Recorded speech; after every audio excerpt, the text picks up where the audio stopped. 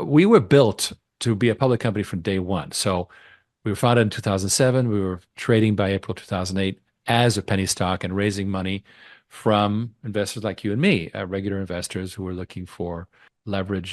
Penny stocks can do very, very well. Of course, so many of them, it's a roll of the dice. And it's become especially more so. Like today, I would never go in the over-the-counter market. And I think it's a wreck. What happened then is when we realized that algae was not a play, and we didn't want to make supplements, and we didn't want to get into that game, we managed to pivot our technology from extracting algae from water to extracting sewage from water, and very, very similar approach. And we rebranded it as OriginClear, and it was around 2014. And what followed was a very difficult period of, I mean, I would have been better off streaking through Times Square. I would have been more noticed, because the water industry is so technology phobic. They're like, no, we're good. We got all the stuff we need. We're just running this thing. And as a result, it was very hard to be a pure technology play. It would take, literally, as the industry was telling us, it would take 12 to 15 years to find adoption. And we just weren't ready for that. So that's when I had my epiphany. I read a very important Lux Research study in early 2016 that said decentralized water is a thing, that more and more businesses are doing their own water treatment. Why? Infrastructure falling apart, water rates taking off like crazy, and ultimately our grid is built in such a way that you can never recycle water unless you treat it yourself. You send it to the city, it's gone. And the cities, there's a reason why we have less than 1% recycling in this country, because our grid is built on this, the waste model. Take a look at, LA's river structure, which is always concrete, dry. You saw them in Greece. And the whole purpose was get all that fresh water into the ocean as fast as possible, which was the attitude back in the pre-war and even sometime after post-war. The new philosophy, of course, is we have to preserve our water. There's waste, there's a lack of recycling, and it has a lot to do with the fact that the cities are way overwhelmed. There's just too much. They have too much unfunded mandates. The EPA is telling them to do more and more. Rightly so. I mean, the water's just lots of toxins. But the logical thing is make industry and agriculture treat their own water. And hi, it's a pleasure being here again.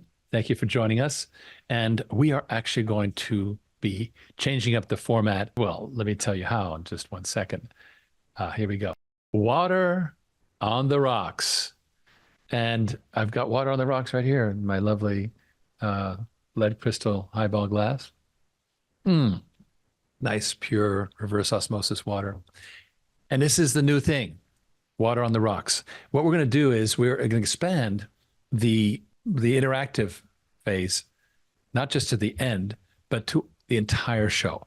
We will have the top execs on the show, the regulars, the Flick and Flack team, and then we'll have guests occasionally joining, like Dan Early, Tom Marchesello, and even outsider guests. That's kind of the new format. We want to liven it up. It can't just be me talking to being the talking head, right? That's how we're doing it. So with that, I would like to welcome Ken to say hi. You say lively, naturally you're going to bring me in. Lively. No, I could do a jig. Right. I can do the Irish step dance. No, I don't know that you weren't lively. I've always found, and I think I get a lot of feedback from investors and folks that watch it, that, when we get into our fights, it's interesting. Listen, there's nothing more fascinating than a fight. You know what I mean? So. Yeah, and we got to find things to argue about, because we all too often we agree, but and especially on these strategic breakthroughs that we get to together. Now, also what I've done is we for some reason we drifted into these longer podcasts, like excerpts, and I really wanted these short clips. Remember, we were doing them for a while there with short clips, and then somehow they drifted into longer. And so when I play a clip, brief, you and me, and then we go to the next one. Sure. Sure. And the same thing with the X feed, which we're going to do next. Are we commenting on that opening salvo there? The origin story, when you got bit by a radioactive spider? Anything goes, of course. So, this is water on the rocks. What you often mention, and I don't think you had an opportunity to mention in there, was the aha moment. The progenitor of water on demand was Investor Water, which, oh my God. right, which happened at COVID. Dan Early was just getting traction, right? I mean, we basically formed the company in 2018, 2019. It's starting to kick in, and then all of a sudden the world said, yeah, we're going to shut everything down. And we were like, oh, we didn't have a crystal ball knowing that they were going to hand out $6 trillion and just say, yeah, you don't have to pay that back. We thought the purse strings might close a bit. And we said, okay, we need to think outside the box, right? Guys aren't going to spend money. How do we get these systems out there to customers and do so in a way that, wouldn't be so constrained with capital? So Investor Water was, and remember, we were going to tie it to the real estate of the locality. So it was going to be investor direct ownership of water equipment. And then we learned how incredibly hard it would be state by state. It's a labyrinth of regulations, and it would have been a jigsaw puzzle, and it wouldn't have been scalable. So instead, we went to the master limited partnership model with a basket of assets, which is where we are today. But yeah, you bring back that. Well, the whole epiphany we had. Well, here's the interesting thing: there was a big giveaway in 2020, and to a certain extent in 21, 22 with the employment retention tax credit, but truthfully, ordinary businesses have very poor access to capital today. Sure. There's that horrible instance I mentioned about, Neville. Well, I'm not going to say further the name, but this particular trailer park it was a big success, but she had to give away half of the park to essentially sell it, right? She had to sell it she had to sell half to save the other half. Exactly. That's pure inspiration for this thing, So here's the issue: that the money. Tons of money is flowing to the very, very high end, right? They're swimming in cash. Yeah. But the bulk of the users are not the high end. There's only so many PepsiCos, right? Now, they are important and they swing a big bat, but they are not the bulk of the market. Right. And in fact, we were just in discussions with Dan Early was in discussions this week while he was on vacation with a particular vendor we work with that we're in partnership with. And why do they want us to work with them? Because they handle only systems that are 100,000 gallons per day and up. Anything below, they don't want. Well, we're like, bring it. Right. And they're stepping over money. They're literally stepping over money. Right. But the problem with these big water companies is that they don't have efficient enough process. They don't have it modularized. It's all custom. It's dig holes, pour concrete. No, I get it. And with the elegance of what we do, and I know we want to move on to the next subject, but I'll mention this. The managed services part why did no one want to sell small systems? Because they didn't think they could make money, right? But when you annuitize a system, when it's being paid many, many, many times over through a managed services contract, all of a sudden that narrow margin piece of equipment becomes very, very high margin indeed. I make the comparison: who would you rather be, Mercedes or Mercedes Finance?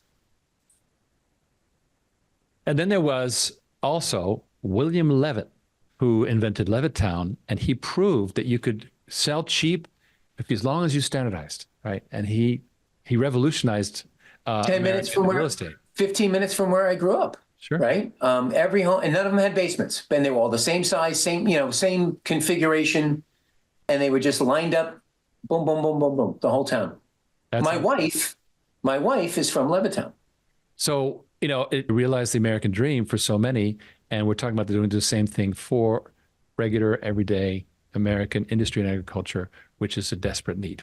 And by the way, the Levitt City was built to house all the coming home soldiers from World War II, right? Yes. So there was going to be this immediate need for tons of housing, and bang, modules were it, and we've adopted the same attitude. So, okay. We're the Levittown of water. Levittown of water. All My right. wife would love to know that. Yeah. Yeah. Well, I mean, I remember, when you come in over JFK, sometimes you actually fly over Levittown because it's on one of the approaches depending on the wind. And I remember looking down at that immense regularity, right? And it's the fact. Yeah, that's a lot. That's a lot of the neighborhoods on Long Island now. But yeah, like Levittown particularly, that was the But it first. was Levittown. That was that specific one because it Yeah, had and like 20,000 homes. yeah, Like and it, right. 20,000 homes. It Yeah, had that it's like, old-fashioned it's nuts. look and so forth. All right. And of course, the usual safe harbor statement. Now, what we're going to do is we're going to do a very short X today. First of all, because I presume that everyone in this event is no longer a briefing. We're in this Water on the Rocks is on Riggs Ec, and so gets to see this stuff anyway. It's also often a replay of what we do, little clips from the briefing. So I don't want to overdo it. We've talked about this special sauces incubator, which is that we raise money directly from Main Street investors. I thought I saw a face I recognized on that. Okay. Well, we could play it and see just what got extracted from this.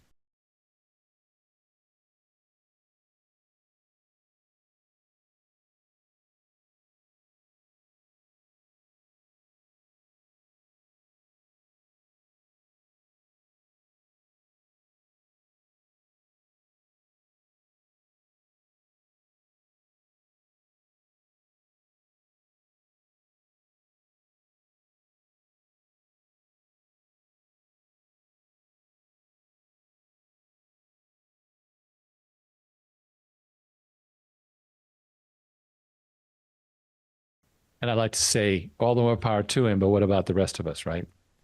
So that's that situation. And then My God. this is the ongoing story. I'm not going to open this, but this is about water being a stable early asset, not yet being manipulated yet. And so this is a good time to get into it. And then a lot of good stories we'll get into. Yield curves are going south. The yield curve is doing mysterious things, but the thing to do is protect your cash by putting it into investable water, the only commodity that is still early. I think the yield curve has been inverted for what, 2 years now? Exactly. That's so true. You're so right. All right. Austin's running out of water. Here's another problem. Texas. Here's the other problem. An unfunded mandate, EPA, is requiring, rightly so, that forever chemicals be addressed by the cities, but they've only provided, I think, $5 billion for the entire U.S. to do this. Right. Not going to happen. And Right. so already the cities are trying to pass on cost to users. It's not working well. This is why are we letting the carcinogens go into the Charleston municipality? Do it at the point of origin, right? So it's so obvious to us. It's one of those who'da thunk, right? All right. Self-responsibility by polluters. All right, here we go. Chicago, Cook County. Now, here's a major issue. Property tax revenue from commercial real estate. Like you hear about all these stories about distressed debt, and there's all these buildings being sold at 10 cents on the dollar. Well, those buildings now have a fraction of their value, and property tax revenue crashes. And guess what that does? The cities can't pay for water sanitation. Things get worse, not better. All right. And of course, this is that story about water and sewage rates inflating faster than college tuition. All right. Now, apparently, if you want to go into a law firm, work in tech, accounting, or finance, it's getting harder than ever. This is headcount growth from 2024 Q1 versus the average Q1 from 2019 to 2023. So this is a real disaster for these sectors. But if you know something about engineering and pipe bending, yep, you're welcome. If you're in the trades, yep, and it's the case with water. All right, Cole Walmsley talks about how basically money disappearing. This is an old story, and everyone in this audience knows what I'm talking about. So, and of course, 5 hours ago, I got into this. We did all this long planning. It took forever to plan it. Like literally, over 30 minutes today, we decided to go with a new theme, which we're going to spice up nicely. Oh, this is the last interesting story. So here's what happened. Green Acres Country Club was going to be redeveloped. And so I guess Northbrook, Illinois owned, I guess ended up owning it. And it just sat there and everybody was constantly protesting, oh, it can't be senior housing, it can't be this, it can't be that. Eventually, guess who buys it? It's DuPage County, which wants to use this as a water treatment facility for another county. And the person who bought the property, no, it was actually owned by an individual here for 9.8 million, sold it for 80 million. Not too shabby. So what does it tell us? It tells us that open land like this in a city is incredibly rare. And huge. It doesn't exist unless you're willing to literally repurpose golf clubs. I mean, because the golf courses are huge and they have no buildings. So now this is a special case. I think a lot of golfers would rather not have golf courses repurposed for water treatment, especially the neighbors, I'm sure. I'm sure the community is thrilled. Yep, absolutely, but you know what? thrilled. Eminent domain. It's eminent domain. At this point, they're like, no, we're doing it. It's over. And too much not in my backyard, and all of a sudden they got the worst. But here's the point: this is not sustainable. This is an example, a rare example, of a city being able to find water treatment facility in its own backyard. Who knows if it'll ever happen, though? The outcry by the community is going to go bananas, right? It's a high-end suburb. Eminent domain, let me get through. Here's the point. When you're trying to develop something for water treatment in a community and the entire community is against you, that's not a practical solution, right? So what we do is, we work with the individual businesses that are already, they already look the way they look, right? Yeah, because the point we're making here is that there's no real estate for sewage plants. Now, this is not going to be a sewage plant. This is going to be a freshwater treatment to treat the lake water and make it potable. Fine. Oh, okay. But it's the same central point, which, by the way, we have nothing to do with. We think cities should keep on treating fresh water and supplying fresh water. But we're talking about the toxic stuff. There's no way to find facilities in cities to do the centralized water treatment, and that is an unsolvable problem. And that takes us right up to the present. And so I had our videographer, Stephen, cut up this interview that I did with Kevin Harrington into 3 small clips, and that'll allow us to do some commentary. We got good at this, and we started realizing that you and me don't have good opportunities to invest in anything good. We're here to talk about something very unique. You are privatizing wastewater treatment. Well, this 16-year story, of course, is a story of a lot of learning experiences. Yes. Especially when we transitioned into the water industry in 2015 and realized that the water industry is technology phobic and change phobic. Why? Yeah. Because everything has been centralized, and the people at the center trying to deal with all that toxic water, they're underfunded, overwhelmed. They're running $100 billion behind every year. Well, it turns out that the reason why they're overwhelmed is all the industries are sending their toxins to the central utility. The wastewater is all going to one central place. Exactly. Well, why not just pull it away and treat it where they're making it dirty? Treat it at the point of use. Right, that makes total sense. Right? Yeah. Now, why did they do it the central way back in the day, the same way they had mainframes, is there was a lack of talent, lack of resource, lack of technology. Right. Well, now we have all those. That's great, yes. So we can do it right there. Yeah. And large companies like PepsiCo are committed to that. OriginClear is the company now that's doing this, and this is a new direction since 2015. What is your superpower? Our superpower is working with regular Main Street investors. We've been alive for so long in the public space, working with regular investors. We got good at this, and we started realizing that you and me don't have good opportunities to invest in anything good. Ashton Kutcher got in early on Airbnb, and he made a huge upside. Well, where were we? I love Ashton Kutcher. Yeah. All the more power to him, but the rest of us need an upside. Now, here's what's interesting. Where do we go from here? Right. Well, let's bring in America's regular investors to be founding investors in this new thing, which is self-treatment by industry and agriculture, which is 90% of all water use. Voila. So that's that concept right there. And, Ken, this is our ongoing story. the story we tell. And I think that it was a good intro for the interview that was to follow. This is a pretty decent interview. No, it's good. Nice and dynamic. A lot of good back and forth. And that's what we want to do in India, in Africa, et cetera. How do we rank it on a global basis with other countries in terms of the problems we have versus others? Well, it's like bad to worse. In other words, places like India or Africa and so forth have no infrastructure. Yes. Right? We have infrastructure, but it's the wrong infrastructure. So it creates problems.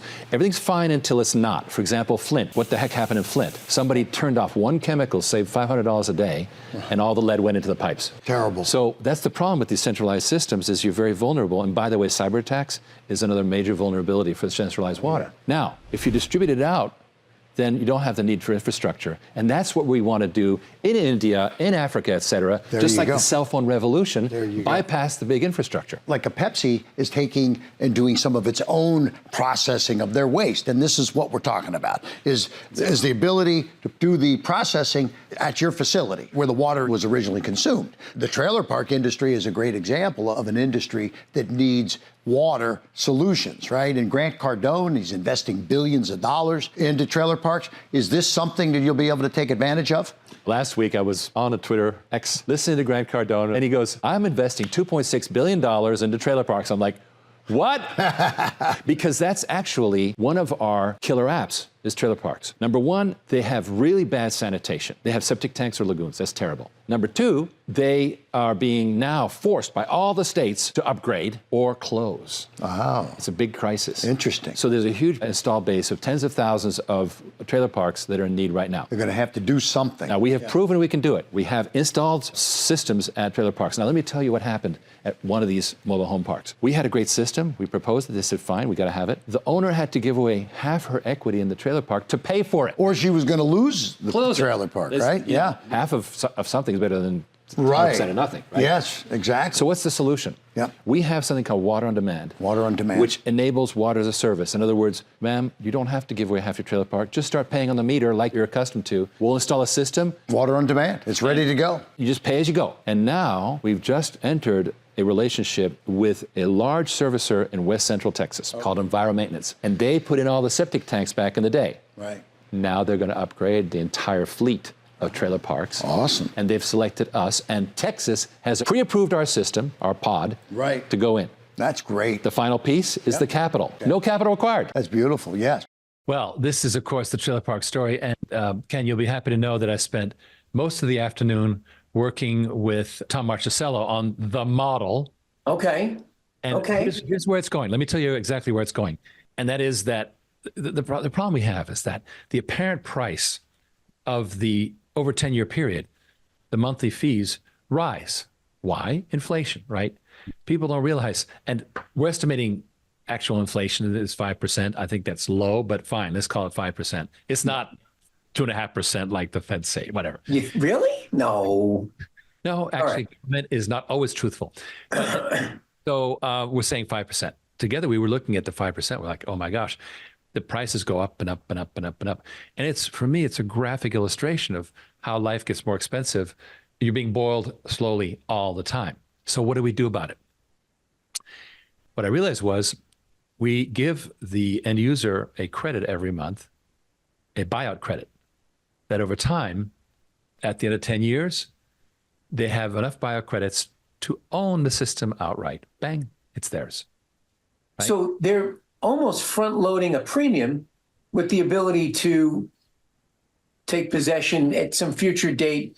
It's still far more profitable than, There's no premium. This is the actual price, okay? But what we're doing is, remember that because we have, over 10 years, it zeroes out the cost for us.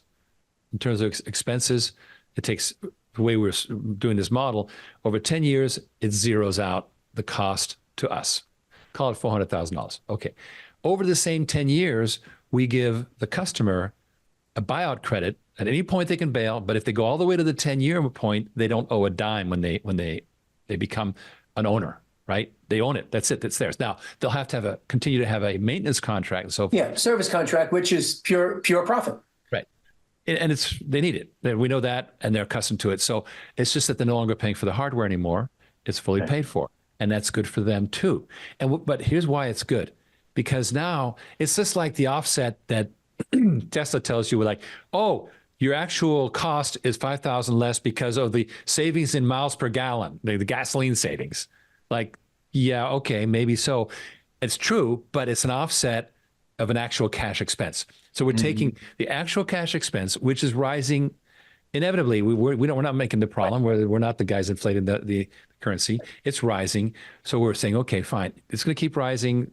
It's going to stay stable, but with that inflation factor built in, at 5% is reasonable. And what happens at the same time is that we're going to give you a parallel buyout credit. So your net, after you consider that buyout credit, which you haven't cashed in yet, it's a future reward, your rate is actually quite low and sustainable. And if you could sign so if you ask any one of us who are investors trying to buy assets in this thing, if you could sign a contract right now to lock in 5% in inflation, would you do it, right? And I think most would say, sure, absolutely, right?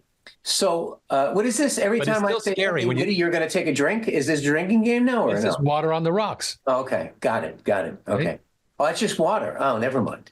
Yeah, water on the rocks. Okay. It's water neat. Yeah, I want water neat, exactly. That's interesting. Now, I also think that we have to consider water costs. We have no idea. That's the wild card, right? That's way ahead of 5%, obviously, right? And if they factored in the unknowable future cost of water, well, we can always extend the current graph, which is going like that. So we know that inflation continues, and in our sales materials, we'll show that too. But I just felt, look, the minute I looked at that increasing cost at the 5% rate, I went, okay, over 10 years, it goes from, call it, I don't want to give real numbers, but, goes from $20,000 to $30,000. Because the power of compound interest, right? And so it looks like a lot. It's like, fine. But guess what? We're going to give you the system over the next 10 years, and that's going to bail you out, basically. And so this model allows us to really perfect this, to figure out all the parts that are, as you get grander, bigger, broader, it's going to be more complex. So this allows us to satisfy and really perfect the core operation of water as a service on a localized level, right? Obviously, larger systems you'll probably want to do per gallon because there's more, there's more profit in it, and it's easier for a larger enterprise to be able to absorb that because they're very high gallon per day users. Right, so the savings is actually better for them. Okay, but I want to make it clear: they're all pay per gallon. What we're talking about here is a minimum, right? So, gotcha. Okay, right. Okay. And if we go beyond the minimum, there is going to be a penalty per gallon charge. So it covers anything up to, in this case, 5,000 gallons per day. Okay. That's the 5,000 minimum, right?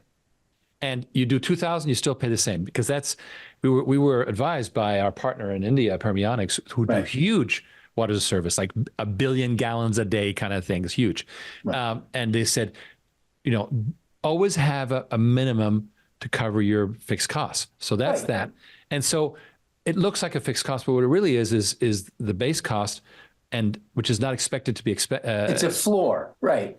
It's a floor that because these are small sites is not expected to be exceeded. But if it is, there will be excess charges built in, like what you have when you're like Uber, when they have their high traffic periods, the prices go up. That's as simple as cell phone contracts. They give you 10 gigabytes. If you go over 10, they slow you down. Bingo. Or they charge you more, one or the other. Exactly right. So, or sometimes they just don't give you any service at all above those. But the point is there's a meterable rate above the flat rate. Right, and that makes a lot of sense. So even in the big sites, they'll still have a flat rate with a pay per gallon, but that'll be more expected to be standard. And it won't be a penalty. It'll be the flat rate will be as a percentage lower because it's a deeper pool. The pool is deeper, so your flat rate's all the way down here, and your usage is going along here, and you're being charged by the gallon. These trailer parks, very shallow pool, and so you got the minimum right there, and you're rarely going above it. You almost never. If we do it right, there's a lot of predictability in terms of cost. But I think two things, and this is something I share. Well, first of all, the fact that Enviromaintenance installed tens of thousands of septic systems and now want to upgrade the entire fleet or the entire class of properties, that's an astonishing market opportunity for us to pilot in. But secondly, I refer to our trailer park owners as the poorest rich people you'll ever meet. They have millions of that woman selling. So you have a couple $1 million worth of property. But what's it worth if you can't refinance or sell? It's worth nothing. It's worth what somebody will pay for it, which they can't buy it, right? So the ability to bring these properties into compliance has the potential to unlock, as a group, as an asset group, billions and billions of dollars of property values that were unreachable, unable to monitor. And listen, that may play something, I don't know, I'm not in Grant Cardone's head, but that may play something into his calculus. Well, I personally think that he'll do new construction because it's much cleaner, right? You don't have legacy issues, skeletons in closets and so forth. So, you mean building new? Okay. And that would probably include campgrounds too. 100%. Which is much higher margin. Yes, exactly. My God, that's super easy. Timothy Melton. Pay $1,000 a weekend to live like you're homeless.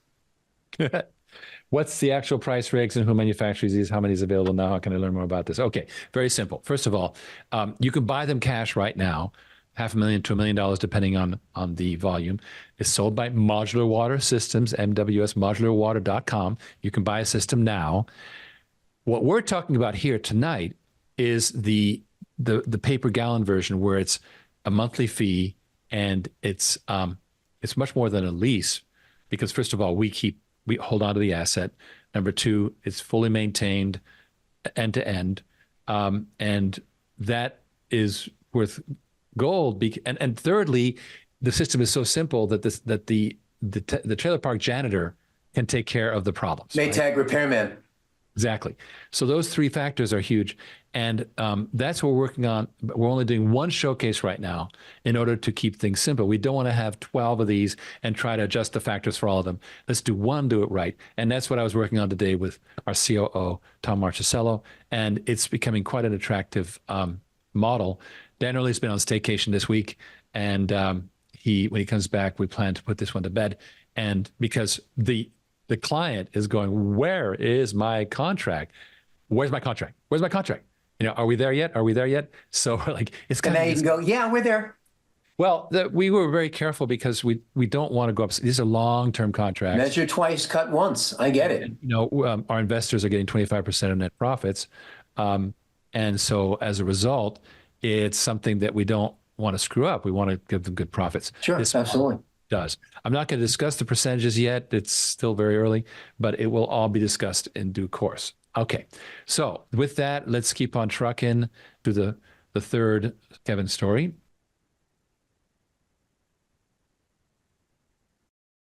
There's an awesome crowdfunding opportunity right now. Let's talk about that and the future of OriginClear. You've talked about water on demand, OriginClear. We've mentioned NASDAQ. Tell me what's going on between the companies and NASDAQ. Okay, so I'm very constrained to what I can say. Yeah. But basically, OriginClear took everything that it had of value, which is two fantastic operating companies that are in profit, plus the third one, which is in development, water on demand, right? The capital-free option. Yeah.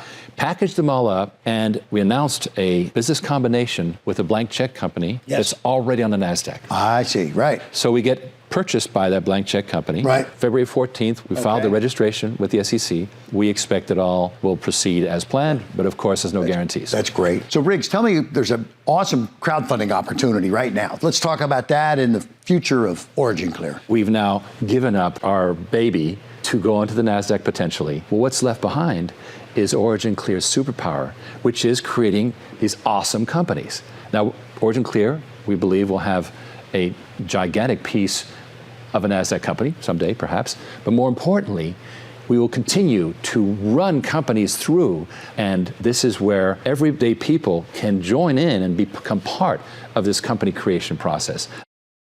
So that's the clip on that. I think probably, and again, I'm talking to these folks every day. I think granting access for ordinary people, even accredited guys, even guys like us, and then moms and pops, granting them access to something that could have a direct benefit from constant deal flow, right? I mean, just year after year after year, pumping out new innovations, new incubations, building exits for them. And for the investor public that doesn't, an exit simply means you've already got your event planned when it's all over, right? Sometimes you build something and you go, okay, now I have to figure out how to sell it. But very often what you want to do is build your exit as you build your entity, right? And if you can arrange those, then you can provide a level of predictability for investors that is not only super exciting because of their potential, but very comforting because they have a reasonable timeline involved. Yes, and where we're at with the Regulation A offering that I was pitching on this clip here is basically that we are wrapping up the filing of it. It's tied in with audits. I'm not going to get into the sausage making, but we're very happy with the offering, and we'll be able to say much more. Now, in the meantime, we are taking reservations, and what we've also been setting that up so that people can, make their interest known. And I believe it's now been automated so that if somebody says they're unaccredited, they automatically get sent over to that. Yes. oc.gold/shark. All right. Well, let's take a look at it. Why don't we? Nice job, AJ. There's really, really great graphics here. And here's some cool investor rewards.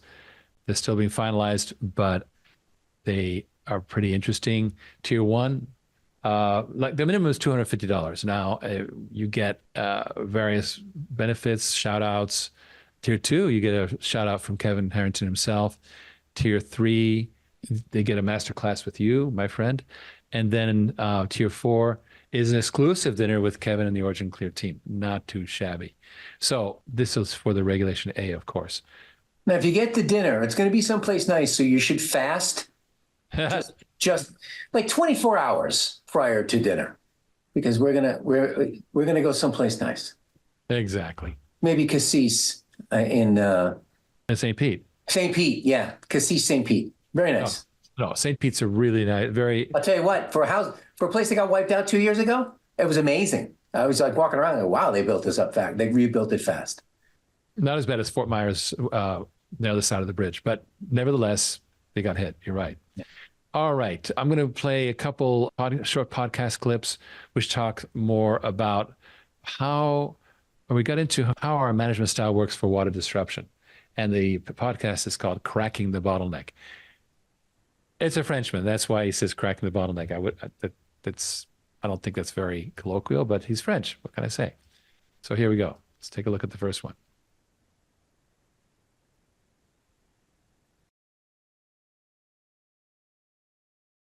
It can't just be, haven't I told you for the 13th time not to do this? It can't be like that, right? Scaling is one problem with entrepreneurs, but another problem that entrepreneurs have is as you grow, you're going to need to corporatize. You're going to have to do it. You're going to have to adopt HR process. You're going to have to put an org chart together. But at what point do you have to get to that level to get corporatized, like you said? When is the right moment? Well, in a way, I was forced to do it because we launched our company in July of 2007, and we were trading by April of the next year. We were trading. And when you're trading, you have disclosure requirements. You're reporting to the SEC. You're being audited, right? Yeah. All these things are happening. You grow up fast. You're in the public eye. At the time, we were in a different space. We migrated to water. That's a whole different story. But I was on mainstream media. I was on Fox Business, right? I was talking to Stuart Varney, people like that. So all of a sudden, boom. Why? Because you're public. You have to grow up fast. So there's that. I believe that you need to get corporatized, quote unquote, once it's, again, moved beyond you yourself, right? So you've started to scale, you've got a team, you've got a product line. Now you've got to start having customer service issues. You have, growing pains. Supply chain goes crazy, all these things.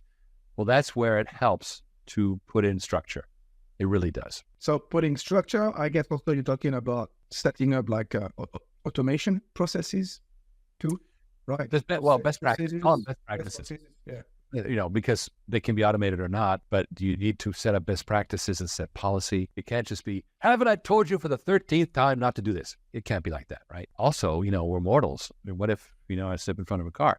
So you have to think about continuity of the business, because now you've got a bunch of people's lives in not only in your company, but in your supply and demand chains, right?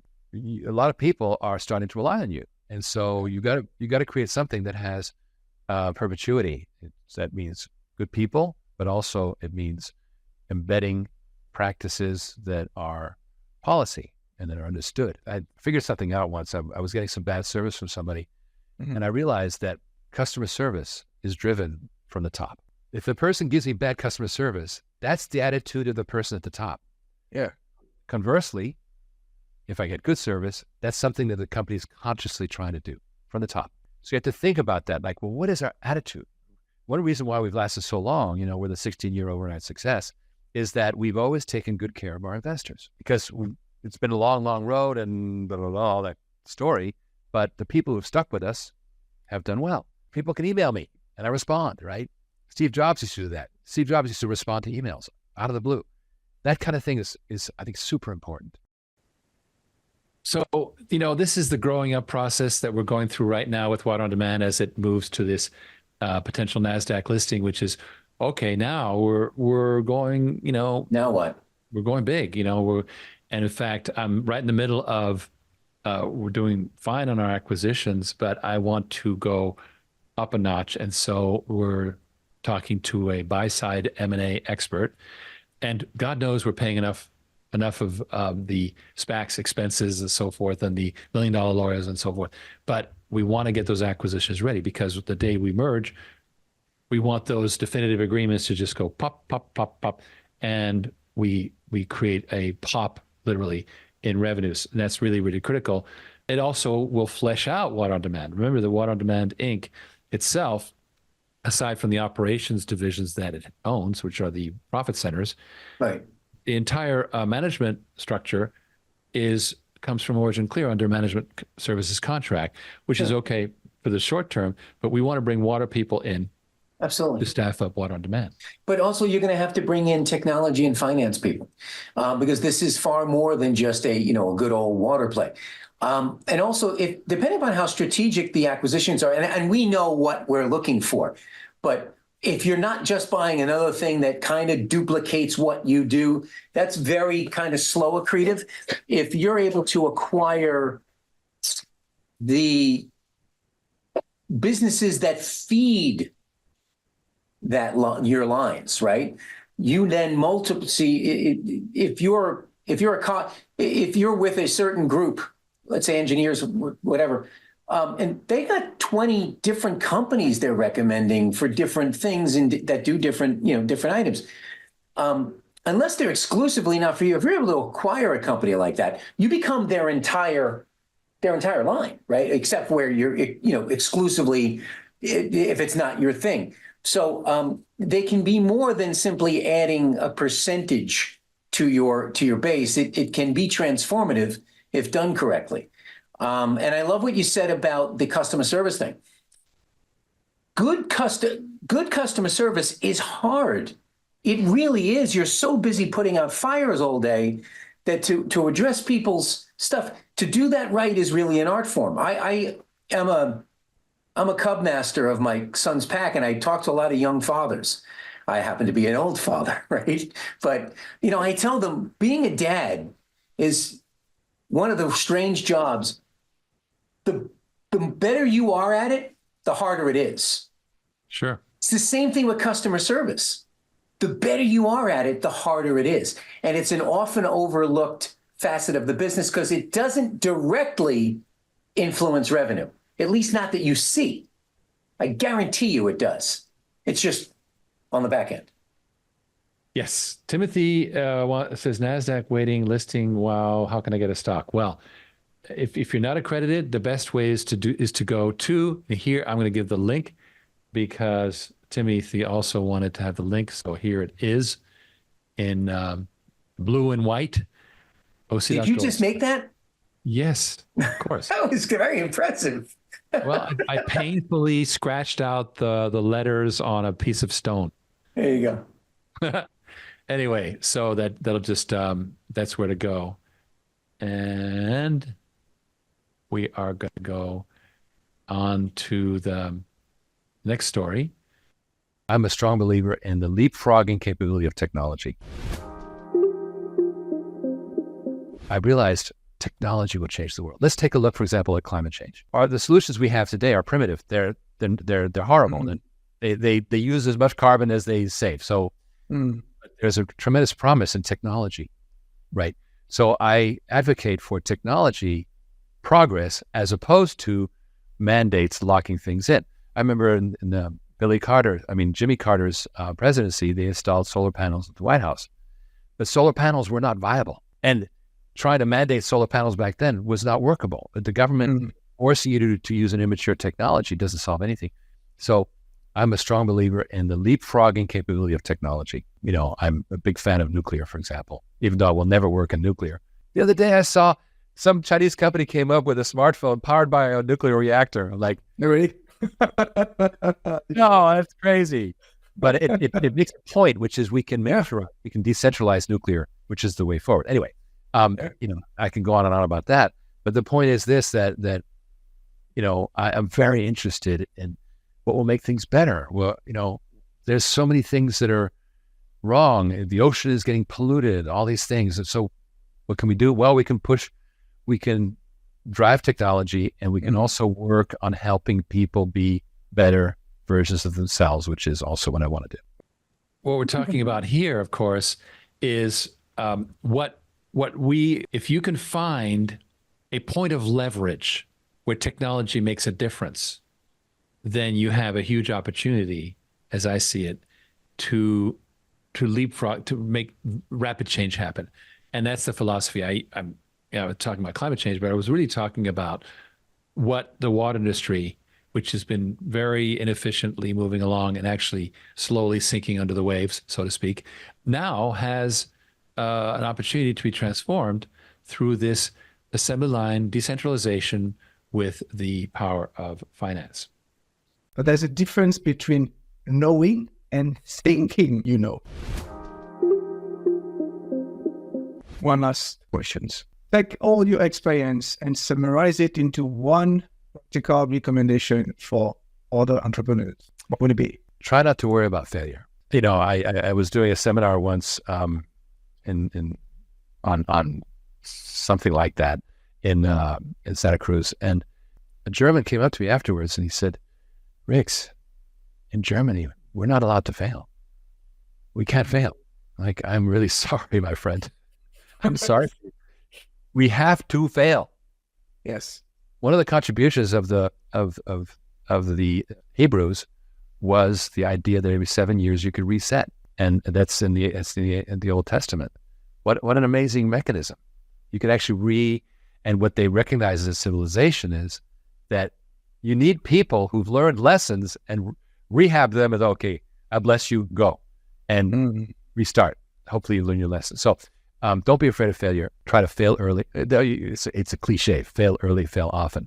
Just don't be afraid of failure, but recover quickly from failures and try to analyze them. You know, try not to have your realizations about something 10 years after it happened, right? Try to review what you're doing and examine it. I gave up a business in the 80s because I did not fully understand its long-term value. Gave it to my best salesman, who then became a multimillionaire from that same business, right? He just kept doing what I was doing. And so that was I had an assumption. We were computerizing companies for the first time, and that was incredibly hard, incredibly stressful, no margin, and hard to get those clients. But then once you have them, you have 20 years of maintenance. Yeah. And I didn't realize that. I was like, wow. And that was a failure of really looking like, okay, what are my assumptions? Challenge your own assumptions. Anyway, that to me was, I try to do that today because my assumptions, we so easily assume things. So they become, embedded. Well, now challenge it. Let's take a look at that. What's up with that? And change it. Yeah, I worked 14 years in market research before becoming a coach. And, we used to say that assumptions are mostly wrong. Well, not to say 100% wrong, but there's a difference between knowing and thinking, you know. Very true. Very true, my friend. Most of the time we think we don't. No, and that's the biggest barrier of all, because it's a screen, right? Yes, absolutely.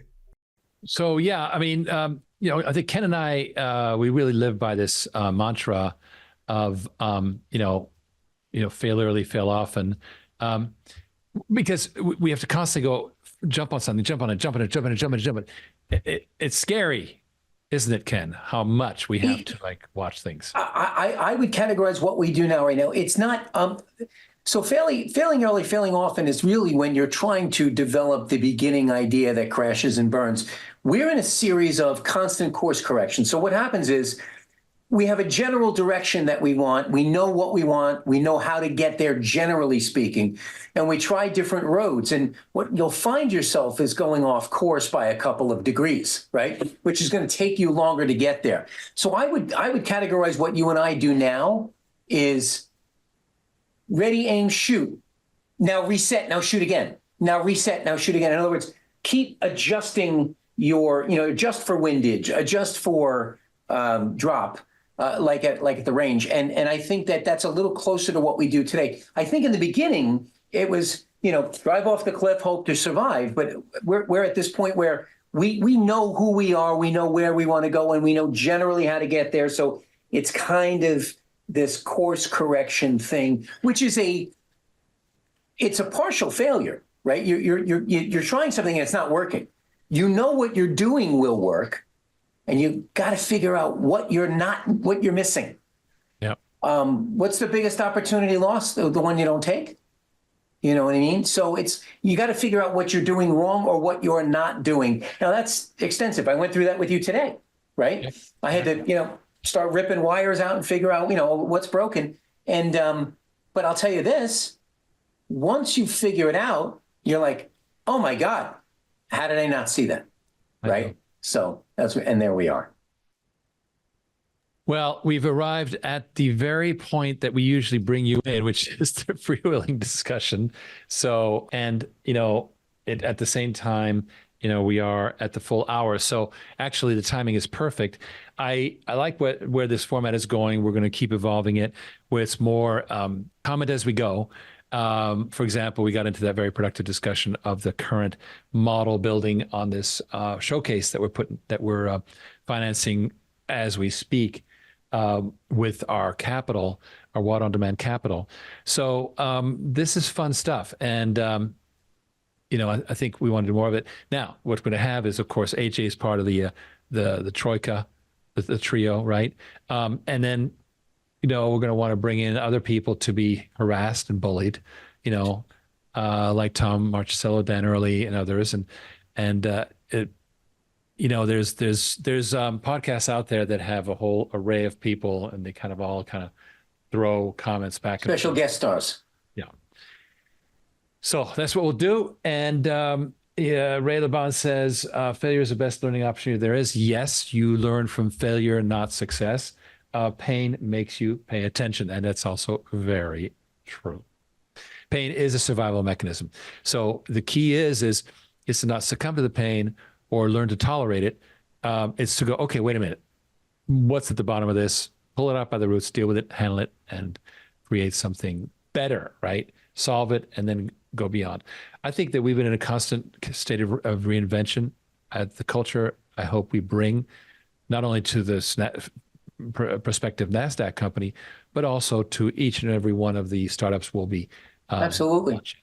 And I think the minute you stop changing is the minute you're already going backwards, right? If you stagnate and say, all right, I got it, I'm done, I've done everything I need to do, you're already going backwards. Well, not only that, you're bored. That too. You are bored. All right. So I'm just going to do a couple more screens here to show contact for Ken. Do talk to Ken if you're interested in what's happening. Brian Halloran says perpetually pivoting. That's so true. Now, I have a caveat about that, because pivot. But then once you have something strong, in other words, look at Amazon.com, for example, right? Or Facebook. They got something, they experimented until they got something going, and they didn't mess with the core thing. right? No. Core thing works. They started working on ways to expand it, to build out more revenue models, to, for example, Amazon got into their own brands, this, that, and the other thing. But once you have a good core thing, now you go, okay, that's good. Let's just, the software program is stable. Don't keep messing with it, right? And don't be afraid to try new things, but quickly and honestly review your work and that's not all right. So I have a little adventurism we wanted to embark on. That's not working. Have the humility to say, okay, listen, that was my pet project. I love the idea, but I didn't make that work today. Don't jeopardize the core mission for pet projects and vanity projects. Well, in our company, people are they are not wrong if they take chances, and even if they screw up a bit, as long as they're willing to learn from it, that's where it's at. Frankly, I have to say we're building an amazing team in this process. Okay, I want everyone to fill out their Zoom survey because I read them, but AJ especially, our VP Marketing, reads them to act on. So please tell us how you feel. Don't be shy. And with that, I am going to wrap this up.